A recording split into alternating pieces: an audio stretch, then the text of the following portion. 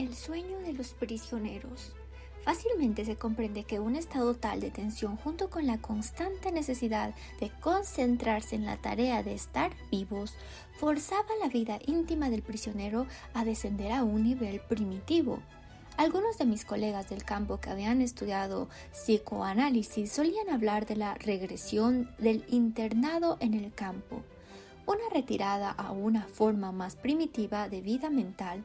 Sus apetencias y deseos se hacían obvios en sus sueños. Pero, ¿con qué soñaban los prisioneros?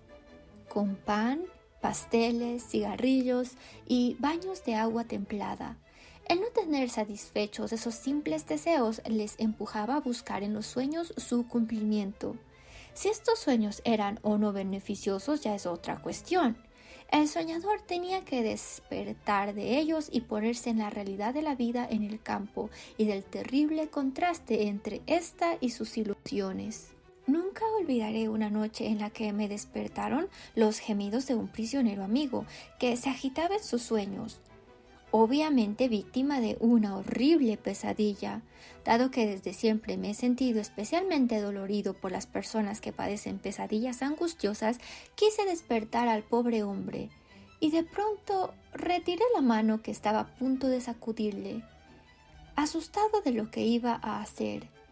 Comprendí enseguida de una forma vivida que ningún sueño, por horrible que fuera, podía ser tan malo como la realidad del campo que nos rodeaba y a la que estaba a punto de volver. El hambre. Debido al alto grado de desnutrición que los prisioneros sufrían, era natural que el deseo de procurarse alimentos fuera el instinto más primitivo en torno al cual se centraba la vida mental. Observemos a la mayoría de los prisioneros que trabajan uno junto a otro y a quienes por una vez no vigilan de cerca. Inmediatamente empiezan a hablar sobre la comida. Un prisionero le pregunta al que trabaja junto a él en la zanja cuál es su plato preferido.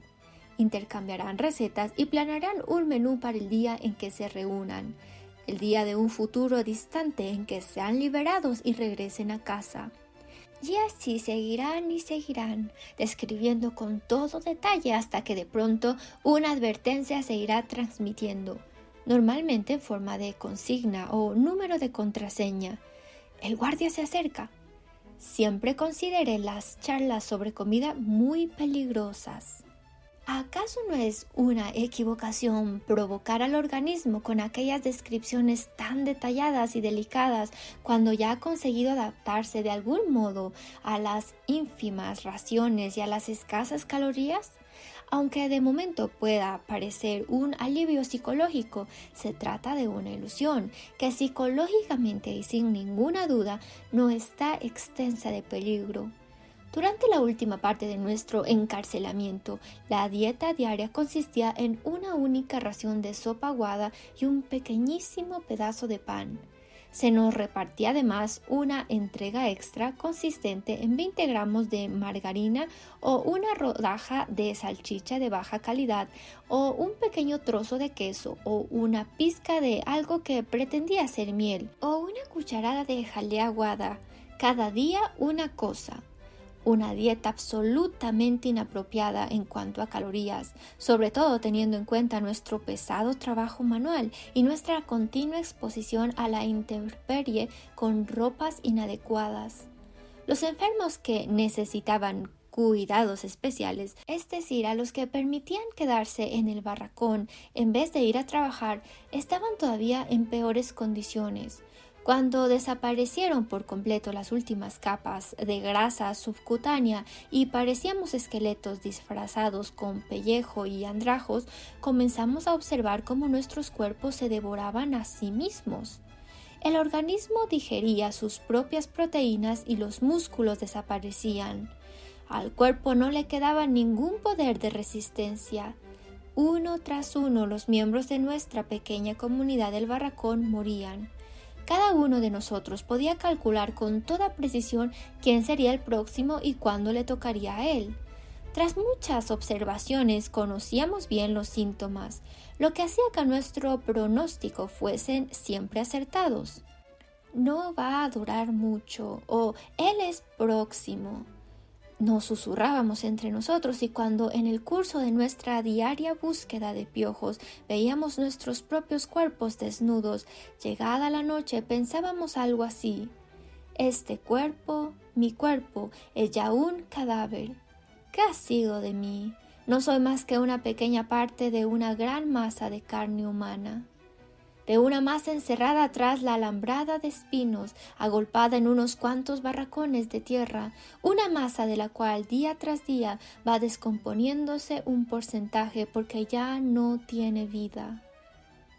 Ya he mencionado hasta qué punto no se podían olvidar los pensamientos sobre platos favoritos que se introducían a la fuerza en la conciencia del prisionero en cuanto tenía un instante de asueto. Tal vez pueda entenderse, pues, que aún el más fuerte de nosotros soñara con un futuro en el que tendría buenos alimentos y en cantidad, no por el hecho de la comida en sí, sino por el gusto de saber que la existencia infrahumana que nos hacía incapaces de pensar en otra cosa que no fuera comida se acabaría por fin de una vez. Los que no hayan pasado por una experiencia similar difícilmente pueden concebir el conflicto mental destructor del alma ni los conflictos de la fuerza de voluntad que experimenta un hombre hambriento. Difícilmente pueden aprehender lo que significa permanecer de pie cavando una trinchera sin oír otra cosa que la sirena anunciando las 9:30 o las 10 de la mañana, la media hora de descanso para almorzar. Cuando se repartía el pan, si es que lo había, preguntando una y otra vez el capitán si este no era un tipo excesivamente desagradable. ¿Qué hora era? Tocar después con cariño un trozo de pan en el bolsillo, cogiéndolo primero con los dedos helados sin guantes, partiendo después una migaja llevándosele a la boca para finalmente, con un último esfuerzo de voluntad, guardársela otra vez en el bolsillo, prometiéndose a uno mismo aquella mañana que lo conservaría hasta mediodía. Podíamos sostener discusiones inacabables sobre la sensatez o insensatez de los métodos utilizados para conservar la ración diaria de pan que durante la última época de nuestro confinamiento solo se nos entregaba una vez al día. Había dos escuelas de pensamiento. Una era partidaria de comerse la ración de pan inmediatamente. Esto tenía la doble ventaja de satisfacer los peores retorcijones del hambre, lo más doloroso, durante un breve periodo de tiempo, al menos una vez al día, e impedía posibles robos o la pérdida de la ración. El segundo grupo sostenía que era mejor dividir la porción y utilizaba diversos argumentos. Finalmente, yo engrosé las filas de este último grupo. El momento más terrible de las 24 horas de la vida en un campo de concentración era el despertar, cuando todavía de noche los tres agudos pitidos de un silbato nos arrancaban sin piedad de nuestro dormir exhausto y de las añoranzas de nuestros sueños. Empezábamos entonces a luchar con nuestros zapatos mojados en los que a duras penas podíamos meter los pies, llagados e hinchados por el edema. Y entonces venían los lamentos y quejidos de costumbre por los pequeños fastidios, tales como enganchar los alambres que reemplazaban a los cordones. Una mañana había un prisionero al que tenía por valiente y digno llorar como un crío porque tenía que ir por los caminos nevados con los pies desnudos, al haberse encogido sus zapatos demasiado como para poderlos llevar. En aquellos fatales minutos yo gozaba de un mínimo alivio. Me sacaba del bolsillo un trozo de pan que había guardado la noche anterior y lo masticaba absorto en un puro deleite. Ausencia de sentimentalismo. La mayoría de los prisioneros, la vida primitiva y el esfuerzo de tener que concentrarse precisamente en salvar el pellejo llevaba a un abandono total de lo que no sirviera de tal propósito, lo que explicaba la ausencia total de sentimentalismo en los prisioneros. Esto lo experimenté por mí mismo cuando me trasladaron desde Auschwitz a Dachau. El tren que conducía a unos 2000 prisioneros atravesó Viena. Era eso de la medianoche cuando pasamos por una de las estaciones de la ciudad. Las vías nos acercaban a la calle donde yo nací, a la casa donde yo había vivido tantos años, en realidad hasta que caí prisionero. Éramos 50 prisioneros en aquel vagón, que tenía 2 pequeñas mirillas enrejadas.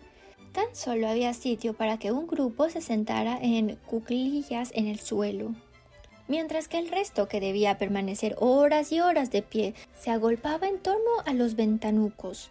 Alzándome de puntillas y mirando desde atrás por encima de las cabezas de los otros, por entre los barrotes de los ventanucos, tuve una visión fantasmagórica de mi ciudad natal.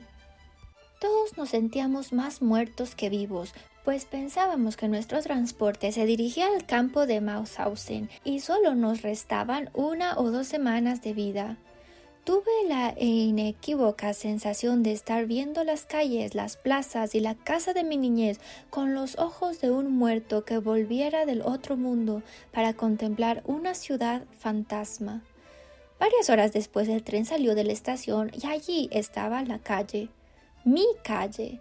Los jóvenes que ya habían pasado años en un campo de concentración y para quienes el viaje constituía un acontecimiento escudriñaban el paisaje a través de las mirillas. Les supliqué, les rogué que me dejasen pasar delante, aunque fuera solo un momento. Intenté explicarles cuánto significaba para mí en ese momento mirar por el ventanuco, pero mis súplicas fueron desechadas con rudeza y cinismo. ¿Qué has vivido ahí tantos años? Bueno, entonces ya lo tienes demasiado visto. Política y religión. Esta ausencia de sentimientos en los prisioneros con experiencia es uno de los fenómenos que mejor expresan esa desvalorización de todo lo que no redunde en interés de la conservación de la propia vida. Todo lo demás, el prisionero lo considera un lujo súper fino.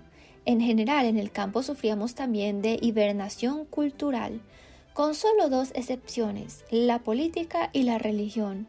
Todo el campo hablaba casi continuamente de política. Las discusiones surgían ante todo de rumores que se cazaban al vuelo y se transmitían con ansia.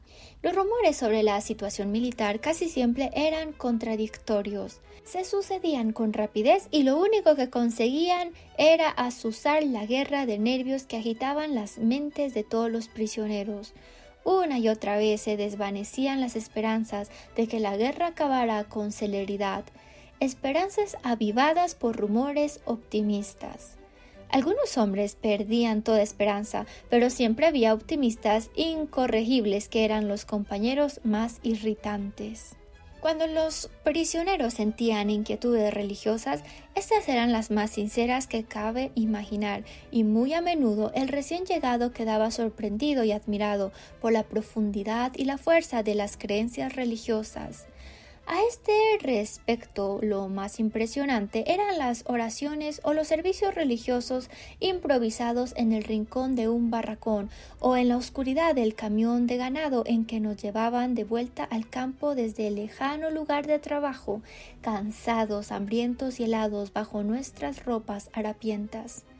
Durante el invierno y la primavera de 1945 se produjo un brote de tifus que afectó a casi todos los prisioneros. El índice de mortalidad fue elevado entre los más débiles, quienes habían de continuar trabajando hasta el límite de sus fuerzas. Los chamizos de los enfermos carecían de las mínimas condiciones, apenas teníamos medicamentos ni personal sanitario. Algunos de los síntomas de la enfermedad eran muy desagradables. Una aversión irreprimible a cualquier migaja de comida, lo que constituía un peligro más para la vida, y terribles ataques de delirio. El peor de los casos de delirio los sufrió un amigo mío que creía que se estaba muriendo y al intentar rezar era incapaz de encontrar las palabras. Para evitar estos ataques, yo y muchos otros intentábamos permanecer despiertos la mayor parte de la noche. Durante horas redactaba discursos mentales. En un momento dado, empecé a reconstruir el manuscrito que había perdido en la cámara de desinfección de Auschwitz y en taquigrafía garabateé las palabras clave en trozos de papel diminutos. Una sensación de espiritismo. De vez en cuando se suscitaba una discusión científica y en una ocasión presencié algo que jamás había visto durante mi vida normal, aun cuando tangencialmente se relacionaba con mis intereses científicos, una sesión de espiritismo.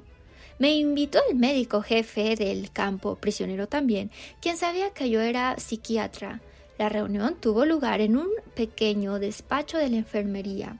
Se había formado un pequeño círculo de personas entre los que se encontraba de modo totalmente antirreglamentario el oficial de seguridad del equipo sanitario. Un prisionero extranjero comenzó a invocar a los espíritus con una especie de oración. El administrativo del campo estaba sentado ante una hoja de papel en blanco, sin ninguna intención consciente de escribir. Durante los 10 minutos siguientes transcurridos, los cuales la sesión concluyó ante el fracaso del medium en conjurar a los espíritus para que se mostraran, un lápiz trazó despacio unas cuantas líneas en el papel hasta que fue apareciendo de forma bastante legible Vae Ve. Me aseguraron que el administrativo no sabía latín y que nunca antes había oído las palabras Vae Victis. ¡Ay, los vencidos! Mi opinión personal es que seguramente las habría oído alguna vez, aunque sin llegar a captarlas de forma consciente, y quedaron almacenadas en su interior para que el espíritu de su subconsciente, las recogiera unos meses antes de nuestra liberación y del final de la guerra.